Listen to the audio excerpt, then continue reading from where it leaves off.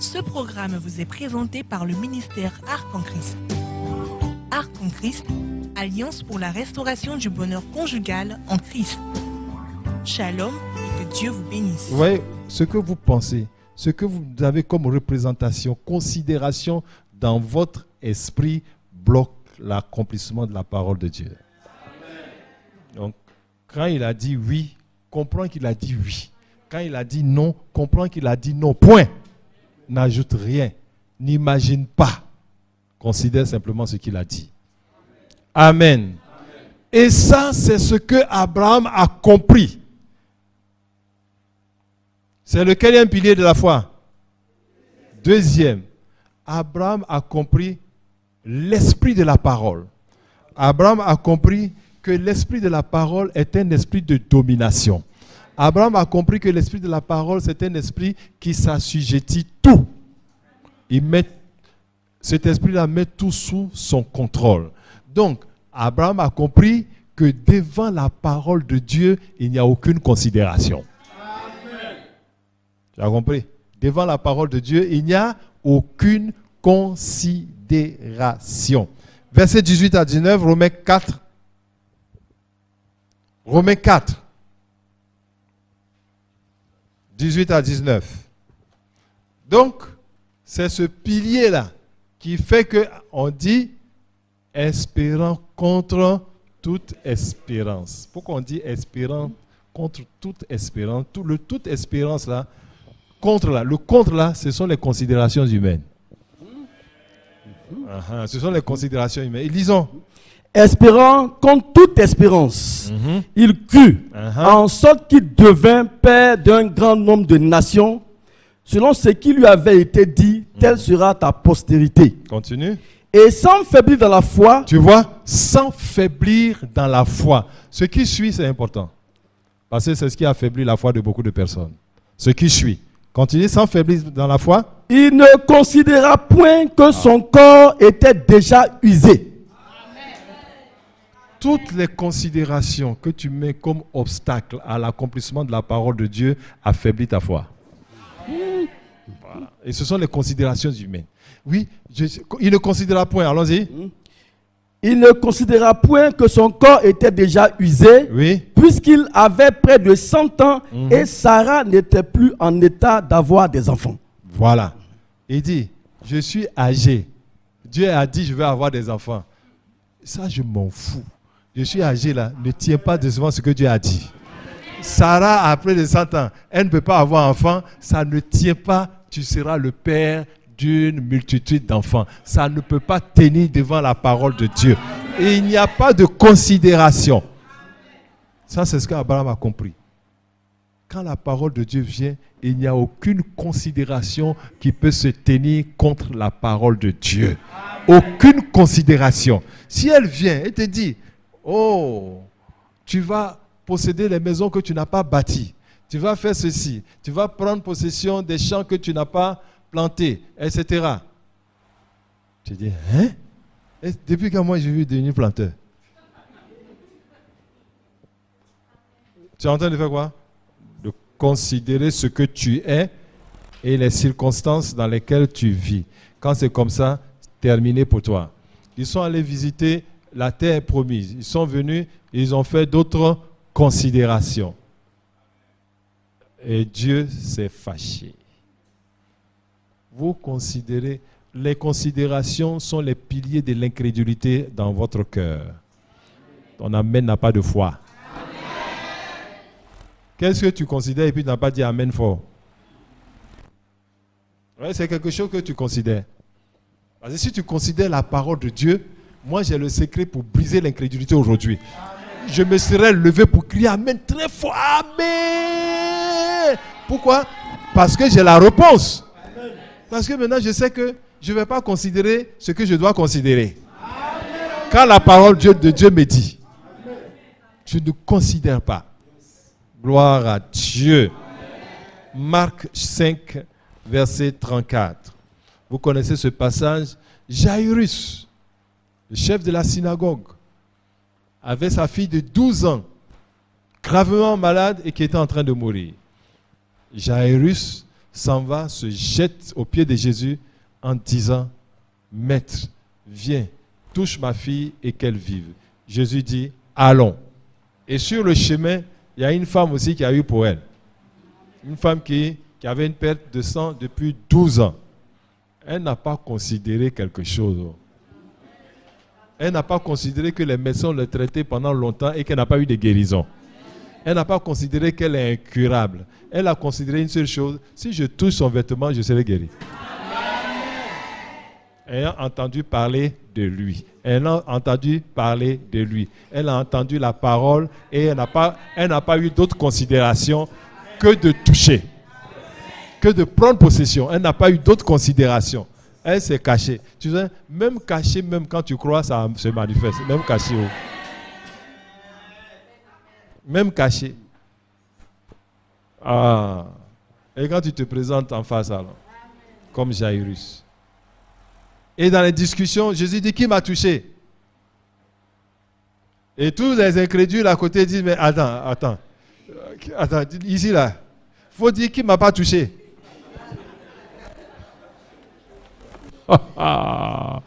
Jésus ne considère pas ce que l'on considère.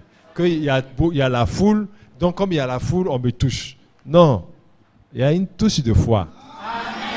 Une touche de la foi que Jésus considère. Donc là où tu es ce soir, il y a une touche de la foi. Il y a une touche de la foi. Beaucoup. Gloire à Dieu. Et dans cet échange, on vient dire, Jairus, n'importune plus le maître, parce que ta fille est morte. Verset, la réponse de Jésus. Ah, je vous ai dit Marc 5. Verset 36.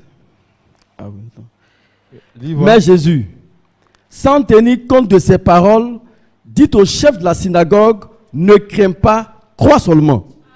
Vous avez la foi, oh. Vous avez la foi, oh. Alléluia. Reprends la réponse de Jésus. Mais Jésus, sans tenir compte de ces paroles, dit au chef de la synagogue, ne crains pas, crois seulement. Écoute, hein, s'il y a un homme de foi ici, par exemple, il cherche du travail et plusieurs fois on a dit il est parti. On dit il n'y a pas d'embauche, il n'y a pas d'embauche, il n'y a pas d'embauche, il n'y a pas d'embauche. Et si c'est une personne de foi, quand il entend ça, Jésus, sans tenir compte de ses paroles, dit ne crains pas, crois seulement. Non, ça je ne considère pas cette foi-là. Ça là, ça n'a pas de valeur. C'est la gymnastique que toi, tu aurais dû faire seul. Voilà. Tu aurais ajouté quelque chose à ta foi. Parce que lorsque je dis, c'est la même parole qui s'est adressée à Marie, qui s'est adressée à Jairus, et qui s'adresse à toi ce soir. Donc, la parole est la même. Parce que si ça n'avait pas les mêmes effets, Dieu aurait changé la parole. Mais s'il n'a pas changé, c'est que la parole est la même. C'est comme ça aussi, il n'a pas changé le feu et le sel. C'est pas la même chose. Parce que je lui dis, vous êtes le sel de la terre. C'est pas ça? Si le sel perd sa saveur. Et j'entends beaucoup de versions. Avec quoi l'assaisonneront-on? Il n'est plus bon qu'à être jeté et foulé. Donc, Jésus connaît la saveur du sel, comme toi tu connais la saveur du sel. Le même sel là.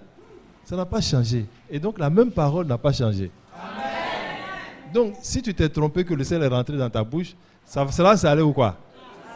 Ça sera salé. Ça ne sera jamais sucré. Donc la même parole là, c'est la même parole de Dieu. Amen. Donc si le sel ne change pas, pourquoi la parole va changer? Quand il dit ne crains pas, Jésus sans tenir compte de ce qu'on t'a dit ne crains pas. Amen. Crois seulement.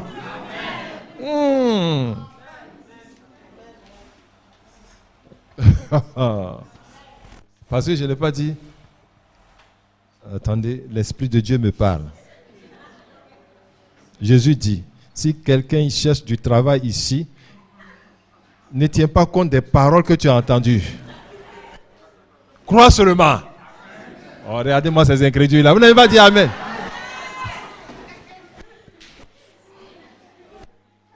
Vous aurez crié. Gloire à Dieu.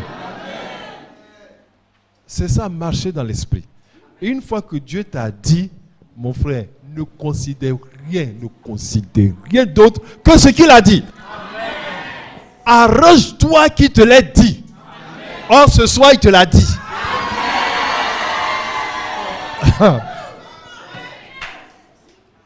Attends, si ce n'est pas dans l'écriture, c'est qu'il ne t'a pas dit. Mais si c'est dans l'écriture, c'est qu'il t'a dit. Et il t'a dit que ces choses ont été écrites pour notre instruction. Donc une instruction, c'est ce qu'on regarde pour suivre, non? Donc je dis ce qu'on dit aujourd'hui, c'est à toi que ça s'adresse. Merci d'avoir compris maintenant. Gloire à Dieu. Troisième pilier de la foi d'Abraham. Le premier pilier, c'était quoi? Il y a quelqu'un qui a dit la foi. Premier pilier? La conviction. La conviction. Deuxième pilier? La considération de la parole de Dieu. Très bien. Troisième pilier, l'esprit de victoire.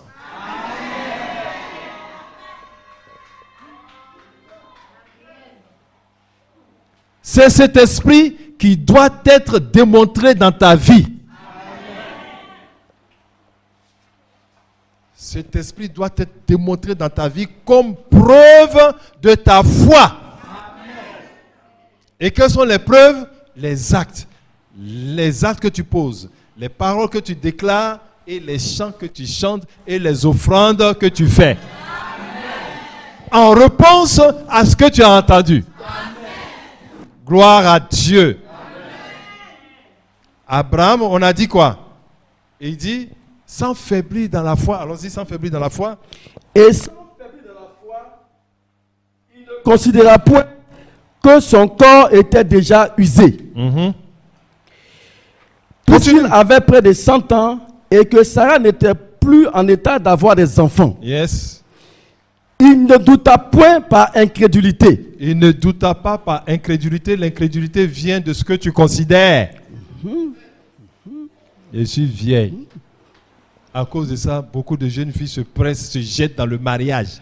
Je vais bientôt avoir 30 ans. 30 ans, quand est-ce que je vais me marier? Et puis, après les 40 ans, je ne peux pas faire enfant.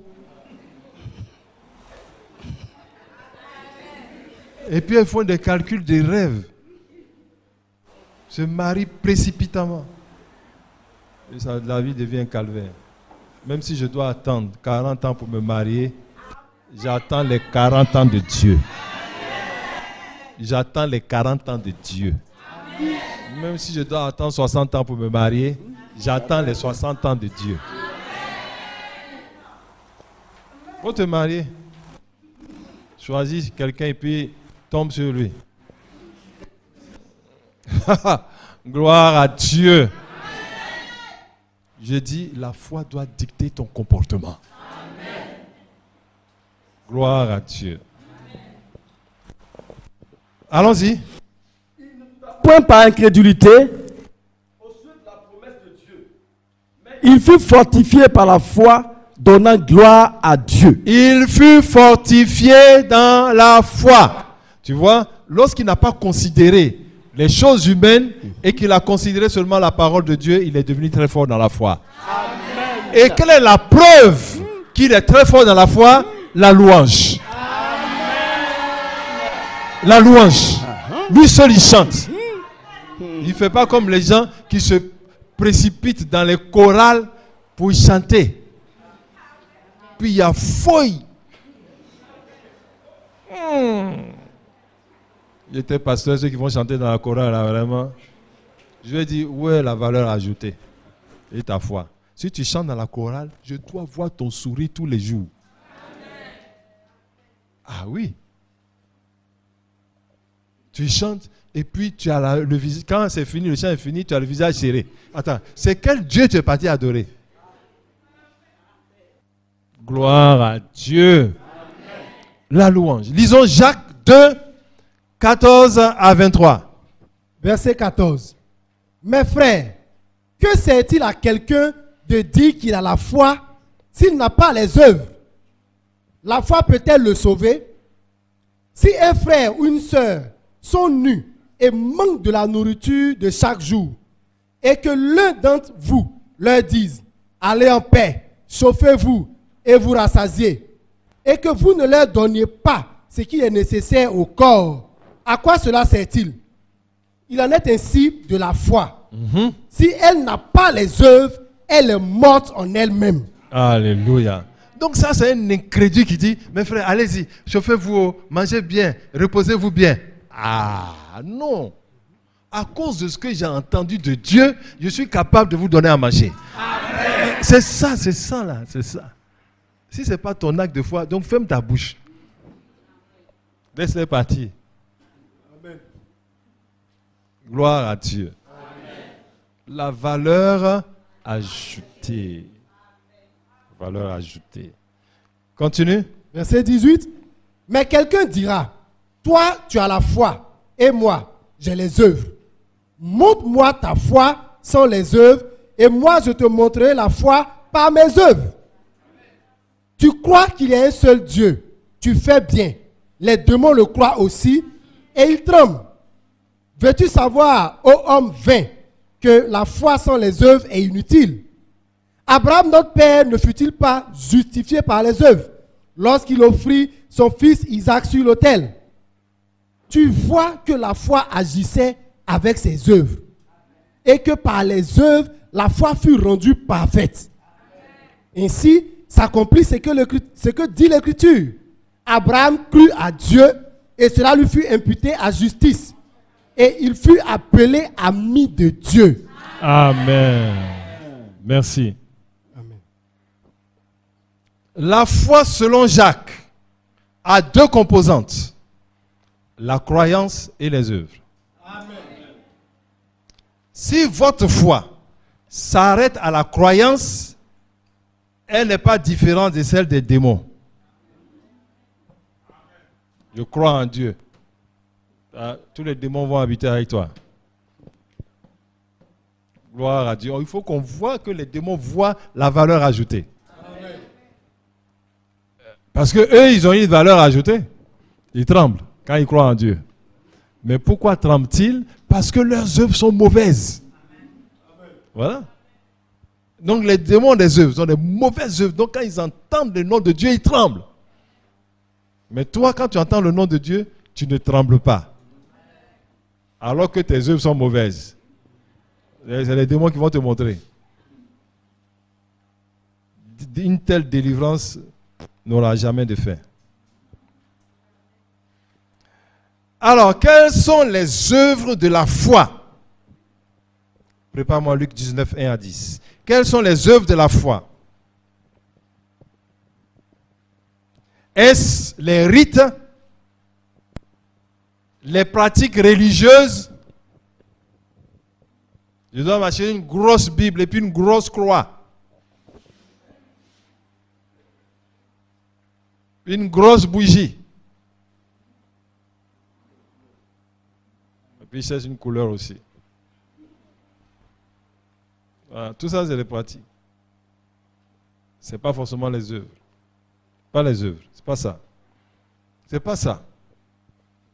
Si la foi est un fruit de l'esprit, les œuvres de la foi doivent être d'ordre spirituel. Amen. Tu vois, on dit Abraham a cru et est devenu ami de Dieu. Donc la première chose, la première œuvre que ta foi doit produire, c'est dans ta relation avec Dieu. Amen. On doit voir combien tu es devenu ami avec Dieu. Combien toi et avec Dieu vous marchez ensemble. C'est ça, c'est ça, c'est ça. Combien tu es devenu agréable à Dieu. Donc, vous voyez, bien aimé, cette fois-là, chacun de nous peut manifester ça tous les jours. Tous les jours. Tous les jours. Je te défie jusqu'à Pâques d'ajouter de la valeur à ta foi. Amen. Et tu vas voir comment ta vie ne sera pas transformée. Si ta vie est transformée, viens, saute devant nous ici. Quand tu as ajouté de la valeur, pour que l'incrédule qui voit la dise, ah, la chose là, ça marche alors. Comme si c'est maintenant ça marche. Alors que la stérilité d'Élisabeth qui a été vaincue était déjà un témoignage pour nous. Amen. Que la parole marche. Amen. Donc si ça ne marche pas sur toi, tu es un faux témoin. Gloire à Dieu. La foi d'Abraham a produit des œuvres dans sa relation avec Dieu. Donc ta foi aussi doit produire des œuvres dans ta relation avec Dieu. Prenons l'exemple de Zachée, et c'est là qu'on va terminer ce soir. Luc 19, 1 à 10. Zachée. Jésus étant entré dans Jéricho, traversait la ville. Et voici un homme riche appelé Zachée, chef des publicains, cherchait à voir qui était Jésus. Mais il ne pouvait y parvenir à cause de la foule, car il était de petite taille. Il courut en avant et monta sur un sycomore pour le voir, parce qu'il devait passer par là. Très bien, reprends. Jésus, étant entré dans Jéricho, traversait la ville. Jésus traverse la ville. La parole de Dieu est en train de parcourir. Jésus, c'est la parole de Dieu, au cas où tu ne sais pas. Jésus, même s'il éternue, ça devient une parole. Jésus. Tout est parole pour lui. Celui-ci est mon fils en qui j'ai mis toute mon affection. Écoutez-le. Tout ce qu'il fait, c'est Dieu qui nous indique des choses. Donc Jésus est en train de parcourir. En train de parcourir quoi? Jéricho. En train de parcourir? De parcourir la ville. La ville. Oui. Parcourt la ville. Il parcourt la ville. Et quand Jésus parcourt la ville, c'est la parole de Dieu qui parcourt la ville. Amen. C'est la parole qui parcourt comme elle parcourt en ce moment. Alléluia. Est-ce que Zachée avait préparé que Jésus devait parcourir là? Comme toi, et toi, tu as préparé aussi. Il parcourt. Ok. Allons-y. Et voici un homme riche appelé Zachée, chef des publicains, cherchait à voir qui était Jésus. Il cherche à voir qui est Jésus. Pourquoi? Parce qu'il en a entendu parler. Et s'il cherche à le voir, c'est que ce Jésus-là doit être intéressant pour lui. N'oubliez pas ce qu'on a dit dans l'enseignement précédent. La quête de Dieu. La quête de Dieu. La quête de Dieu est une condition pour que la parole de Dieu te soit adressée. La quête de Dieu, quand il y a la quête de Dieu, c'est qu'il y a une foi. C'est un début de foi. D'accord? Il cherche à connaître Jésus. Il cherche. Simplement chercher. C'est même pas crier vers lui. Chercher. C'est-à-dire que Jésus n'est même pas au courant. À la limite, Jésus n'est même pas au courant qu'il est en train de le chercher. Mais le fait de chercher Jésus est compté comme la foi. Amen. Même si ce n'est pas curiosité. Tu vois, tout ce qui t'attire vers lui te sélectionne pour que la parole te soit adressée. Allons-y, allons-y. Mais il ne pouvait y parvenir à cause de la foule, car il était de petite taille. Il courut en avant et monta sur un sycomore pour le voir, parce qu'il devait passer par là. Il y a une valeur ajoutée ou il n'y a pas une valeur ajoutée? Oui. Il a montré que Jésus est important. C'est un homme riche. Même avec ton argent, si tu es petit détail, tu ne vas pas grandir plus. C'est pas ça? Et puis, on dit Jésus arrive. Même avec ton argent, ça là, celui qui arrive là, on ne l'a jamais vu. Donc, tout le monde l'a laissé. Même collecteur d'impôts. Impôts que tout le monde craint là. Donc, quand on entend parler de Jésus, on ne sait pas qui collecte impôts ici. Gloire à Dieu. Et il va monter sur un sycomore. Une position qu'il n'a jamais imaginé qu'il allait prendre ça dans sa vie. Si un prophète était venu, ainsi Zachée, par l'Éternel, monte sur un sycomore et tu verras la gloire de Dieu. Et elle le regarder comme ça. Il dit, si tu as faim, demande-moi à manger, je vais te donner. Moi, monter sur un sycomore. Gloire à Dieu. S'il est monté sur le sycomore, c'est que ce qu'il a entendu de Jésus a changé sa vie. Et il a posé un acte. Un acte qui est à côté de lui. Tu vois, son handicap est devenu un avantage. un avantage.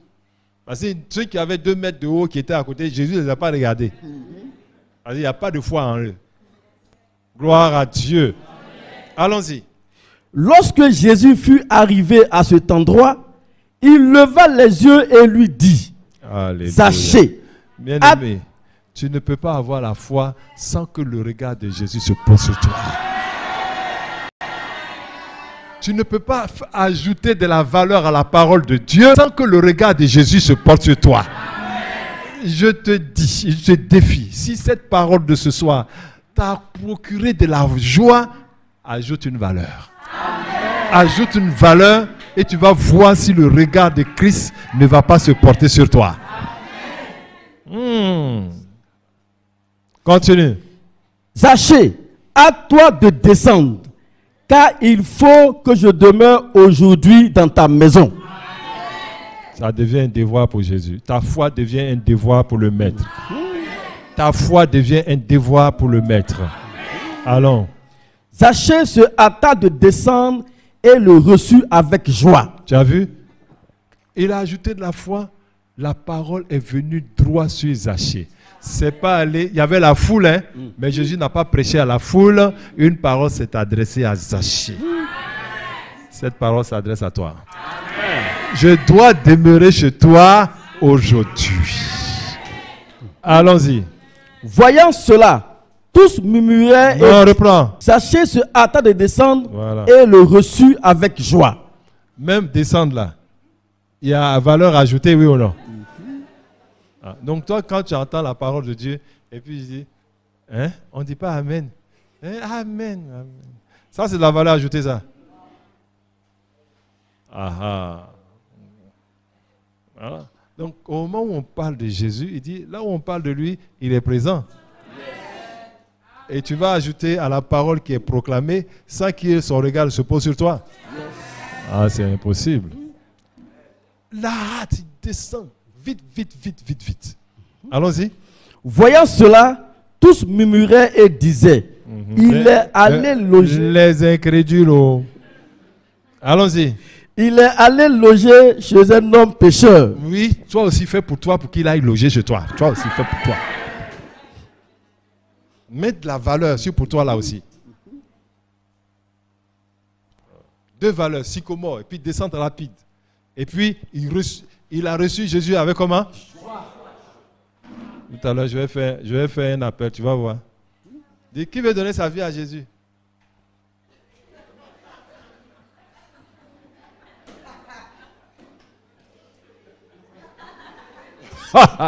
Sans la grâce de Dieu, on a dit, pardon, il ne faut pas dire. Avec tout ce qu'on a entendu, qui veut donner sa vie à Jésus? La chaise même, tu as jeté là-bas. On n'a même pas dit à genoux, toi, tu es déjà couché par terre. Seigneur, je suis là, je suis là, je suis là. On n'a même pas dit de prier, toi, tu es déjà, Seigneur, je suis là. Je me donne aux têtes, coups, tout. Je te me donne à toi, entends-moi. Ça vous fait rire, mais quelqu'un qui fait ça, c'est la valeur ajoutée. Et quand la personne, sa vie sera radicalement transformée, dit, attends, c'est pas le frère. Non, c'est pas lui. Mais on dit, il lui ressemble où? Il dit, non, soyez bénis, c'est moi. Alléluia. C'est toi. Tu as changé, hein? Ouais, toi, tu ne changes pas. Continue. On va terminer. Voilà. Mais Zachée, se tenant devant le Seigneur, lui dit, voici, Seigneur, je donne aux pauvres la moitié de mes biens. Et si j'ai fait tort de quelque chose à quelqu'un, je lui rends le quadruple. Très bien. Mais je vous pose une question. Cette décision de Zachée a-t-elle une relation avec la visite de Jésus dans sa maison? Non. Est-ce que Jésus lui a demandé? Il lui a demandé ça? Non. Mais la joie qu'il a eue, c'est ce que je vous dis. La joie qu'il a eue en recevant la parole là, et ça le pousse à faire quelque chose. C'est ça. Et c'est ça la valeur ajoutée. Jésus ne lui a rien demandé. Donc comme toi aujourd'hui, si cette parole te donne véritablement de la joie et que c'est toi toujours le plus paresseux du service, mais tu vas être le plus actif du service. Et les gens vont dire, attends, C'est quoi qui est arrivé à Robert aujourd'hui là? Attends, il est là, il est prompt, il fait le travail, il reçoit bien les clients. Qu'est-ce qui se passe? Il dit, ça là, ça, quelqu'un a dû, ça, on lui a donné l'argent pour faire ça. 2 jours, ça va finir. Mais c'est toujours comme ça, toujours comme ça. Il dit, toi là, dis-nous ton secret, c'est quoi? C'est qu'elle a fait ça? Dis-nous, où tu prends l'argent et puis tu es content comme ça là. Il dit, mon frère, je vais te dire ça. C'est Jésus. Il dit, oh, dis-nous la vérité. Alléluia. Vous qui êtes ici, si vous recevez la parole de Dieu comme Zachée là, 10 personnes allaient vous suivre.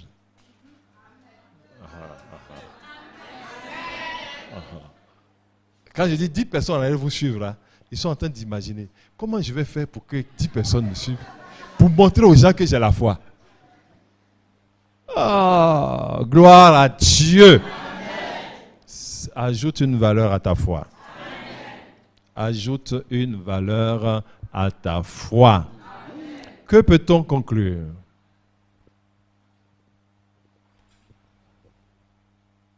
Jean 8, 29, Jean 11, 41 à 44.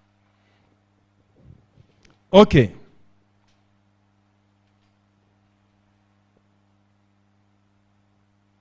Eh bien, pour jouir de la parole de la foi, je dois développer 2 attitudes. Premièrement, la conscience de lui appartenir. Je dois me répéter sans cesse que je lui appartiens. J'appartiens à Jésus. Je suis à Jésus. Je lui appartiens. Je suis à Jésus. Deuxième chose, la conscience qu'il est avec moi tous les jours. Jean 8, 29. Celui qui m'a envoyé est avec moi. Il ne m'a pas laissé seul, parce que je fais toujours ce qui lui est agréable. Amen. Jésus fait toujours ce qui est agréable à Dieu. Jean 11. Ils ôtèrent donc la pierre, et Jésus leva les yeux en haut, dit, Père, je te rends grâce de ce que tu m'as exaucé. Amen. Continue. Pour moi, je savais que tu m'exauces toujours, mais j'ai parlé à cause de la foule qui m'entoure, afin qu'ils croient que c'est toi qui m'as envoyé. Tu vois, je sais que tu m'exauces toujours. Conviction. Conviction. Conviction. Je sais que tu m'exauces toujours. Et ça va de pair avec je suis prêt à toujours faire ta volonté. Voilà. Tu m'exauces toujours parce que moi je suis prêt à toujours faire ta volonté. Si seulement c'était vrai pour toi. Si seulement c'était vrai pour toi.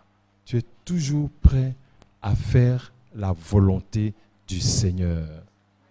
Il est toujours avec moi parce que je fais toujours ce qui est agréable. Tiens-toi debout, nous allons. Vous avez été édifié par ce message? Vous voulez de plus amples informations?